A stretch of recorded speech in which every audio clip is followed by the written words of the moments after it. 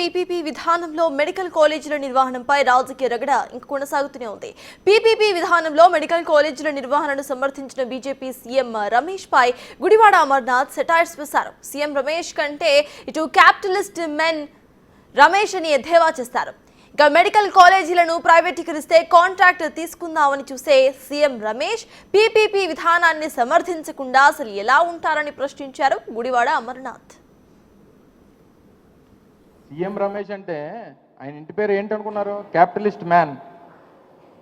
ఆయనకి ఇలాంటి నిర్ణయాలు నచ్చుతాయి. ఆయనకి ఈ 10 మెడికల్ కాలేజీలో ఏదో మెడికల్ కాలేజ్ మనం తీసుకుందాం అని చెప్పి బేరం మాట్లాడుకుని ఉంటాడు చంద్రబాబు నాయుడు గారితో. ఆయనకి షుగర్ ఫ్యాక్టరీలు కావాలి, కాలేజీలు కావాలి, భూములు కావాలి. ఆయన ఏంటి ఉత్తరాంధ్రాన్ని ఉద్ధరించడానికి వచ్చాడు అనుకున్నారా?